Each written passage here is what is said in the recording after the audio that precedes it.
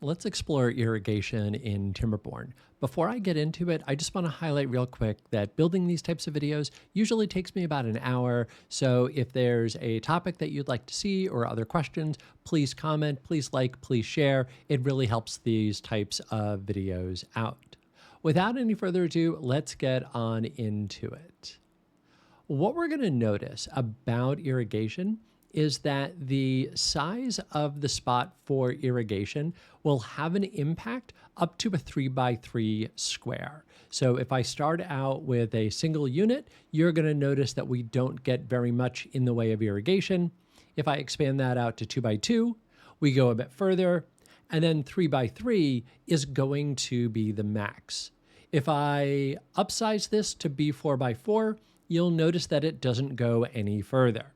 The scale that I'm using here, those trees, the single is at a 5, and then the double is at a 10. It is worth highlighting when it comes to irrigation that any bit of green on a square means that that square is irrigated. Irrigation is not based on a scale, it's a Boolean value. So if there's any bit of green there, your trees, your crops will grow, and they will all grow at a normal rate of speed. The location of the water against the ground also has a profound impact on how far irrigation will go. You'll notice that if the water source is above the ground in question, that it will go out as far as it would if it was on the same level. So in this case here, I've lowered the level of all the trees going north, and you'll notice that our irrigation still goes out to the same length, about 16 tiles. Conversely, if the ground is higher than the water, you're going to notice that our irrigation is going to be significantly reduced. So down towards the south, I've moved the elevation up one level, and we're going to see here that our irrigation does not go near as far.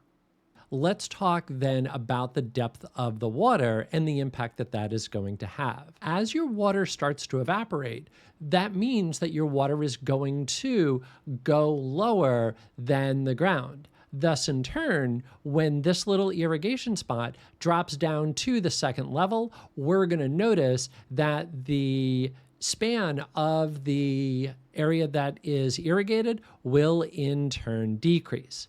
And if this gets down to one more level lower, you'll notice that we see even less irrigation. The common strategy here is to smartly place these little 3x3 squares wherever it is that you need irrigation, and then either have a fluid dump or a channel running to that area to help ensure that it has water.